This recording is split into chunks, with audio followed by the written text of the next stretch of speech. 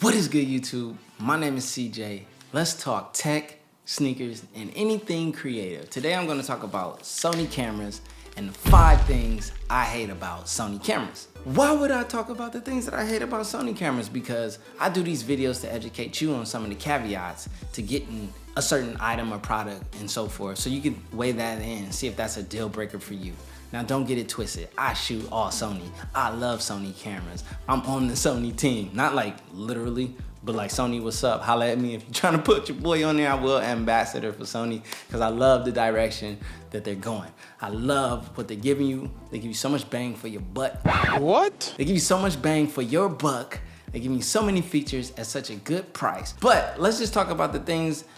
If you're considering a Sony camera, even with the A7III that just came out, or looking at something like the A6300, A6500, or maybe in the future the possible A6700, I want to talk about some of the caveats that come with Sony cameras.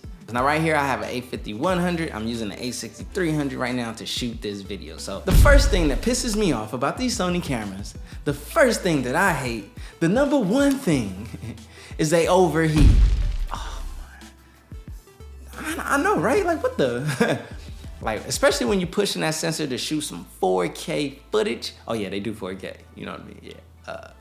Anyways, when you're pushing that sensor and you're pushing that body to do 4K, it heats up in there, it gets all hot, and then guess what it decides to do? It decides to just cut off on you and leave you high and dry, overheated.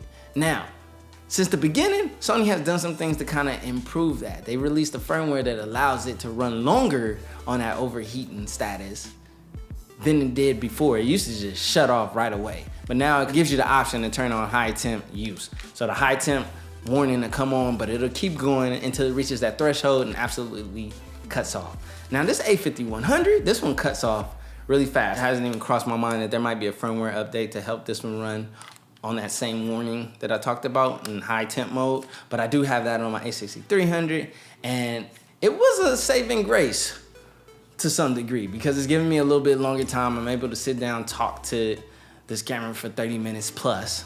Yes, I said plus. I'm able to knock that out the park, but at the end of the day, they do overheating. That's something you have to keep in the back of your mind. Yeah, at the end of the day, it sucks, but it's not. It has gotten better. On the newer models of Sony, the overheating is supposed to be like slim to none or a lot less prevalent. We're gonna see, especially with the A7III, because this little thing's been bubbling here and there, but we don't know yet and hasn't really hit our market. And when I get that in hand, you definitely will know because I'm gonna push and educate you on that. I'm sorry, I know I'm going long on the overheating thing, but it is a very annoying thing. The second thing I hate about Sony cameras. Now this is more for the older models because the newer models have received an upgrade in this department, but you may not be looking at the newer models. You might be looking at the A5100, or A6300, 6000, or 6500, or A7R2, S2, and all that and so forth. Is the battery life. Those FW50 batteries, they hold no juice, they don't last that long. You gotta keep multiples. And another thing is they get hot and they contribute to that overheating issue we talked about, the thing I hate, number 1. So number 2 is the battery life. Now there's things you can do, like in this type of situation, I use external power, I use an AC cord, that helps solve that. And also it doesn't produce heat like a battery, which helps with the overheating thing. So, but you might not have that option. You might be out and about. And there's a lot of hacks with using power banks and so forth to help extend. What I love about the Crane 2, I use that for image stabilization because the A6300 doesn't have that, is it uses the cable, it charges the battery for you. So I can have my camera on the Crane 2 and keep that thing going for the whole gig because it's charging that battery. So keep that in mind. The FW50 batteries do not last that long. Now, the new Z100 batteries, I think they're called, those are getting a lot more power, a lot more juice, a lot more shoot time.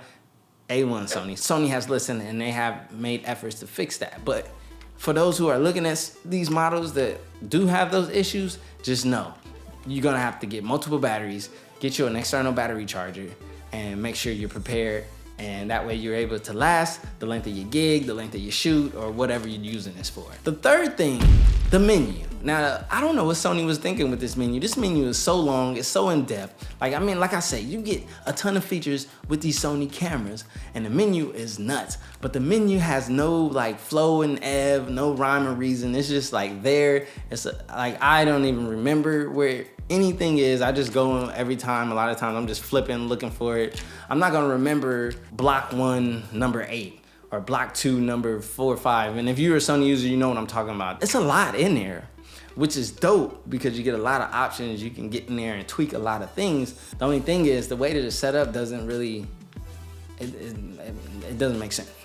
And I think on the newer model, Sony is making an effort to improve, but they haven't quite got it. I don't know. I'll find out when I get the A7III and I'll let you know if I like the new favorites menu and so forth, because I'm gonna need something like that because I don't even remember. Like when I wanna quiet my shutter on my A6300, I always forget where that is. And I'm always flip. Oh, back, flip. Oh, I finally found it. Think about that. That's an issue to you, but at the end of the day, it's usually not an issue. You know what I mean? If you set up right and you customize your joint, you really shouldn't even be in the menu that much. At least I'm not. The fourth thing that I hate or dislike about Sony cameras is the lens options, the lens selection. Now Sony is getting better and there's a lot of dope things coming. Don't get it twisted, but as of right now, the lens selection is not that plentiful as say a Canon and so forth. I've even purchased a Canon lens and adapted it to my Sony. The 18-35, this lens is A1 and I loved it and I had to get it. But so the best option for this lens was to get the Canon one and adapt it to the Sony. And also have like, this is a Sigma. It's not even a native lens. This is a Sigma lens.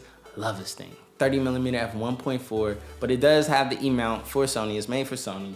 Crop sensors, and it is amazing. It's super sharp, it's beautiful, but it's not native, you know what I mean? So Sony has been banging out some more higher quality native glass at a price point though, you know what I'm saying? So, and Sigma is going to be releasing E-mount. They haven't released yet. They're gonna be releasing throughout this year. I'm excited about that. And like I said, the future is bright for this section, but as of right now, just keep that in mind. You might have to get an adapter and adapt a few lenses to get with some of the dope lenses and glasses out there.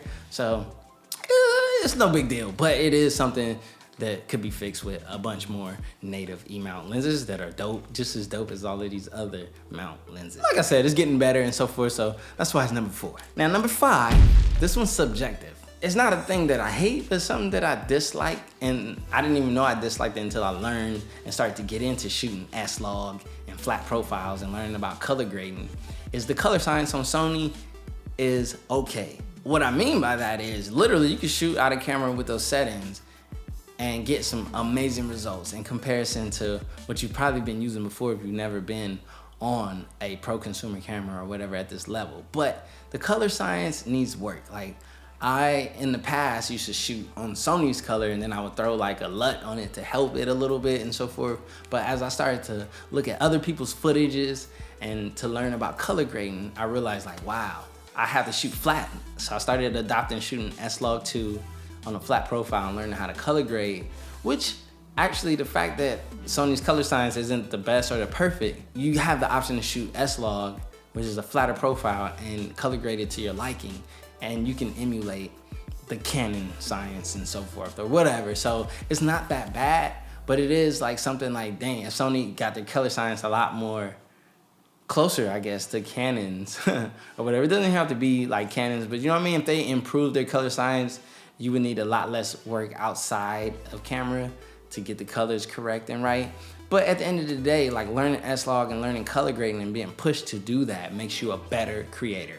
So although it's a dislike, it was kind of a strength and a good thing for me because it took my level of recording and videography and my knowledge to a whole nother level. So it's still gonna be on this list because the color science can improve, Sony, but it's not the worst. With that being said, that is all 5 things that I dislike / hate about the Sony cameras. I definitely hate the fact that it overheats, and I hate the fact that those batteries have such a short life.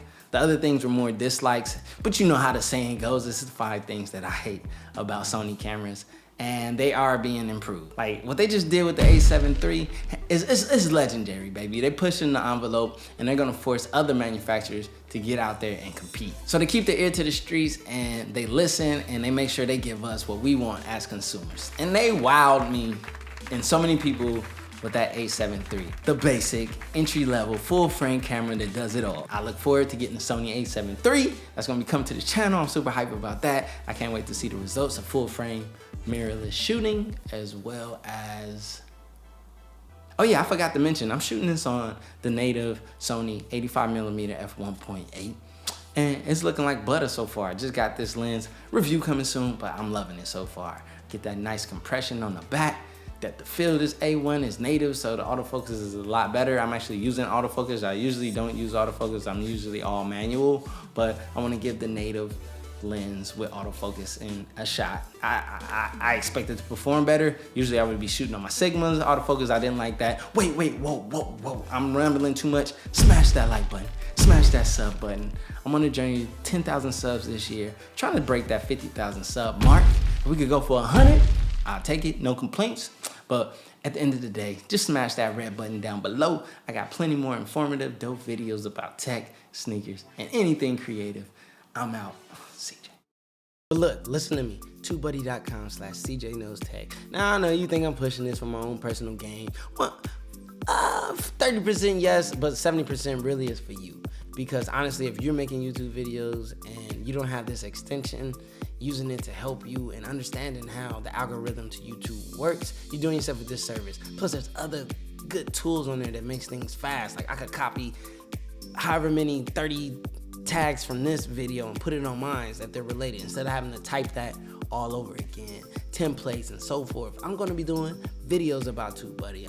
I'm pushing this on my own. It wasn't like TubeBuddy came to me like, hey CJ, no. I went to TubeBuddy, I got it, and I checked it out, and I'm using it at this point. I'm a practitioner of it. I pay for this. So this is genuine.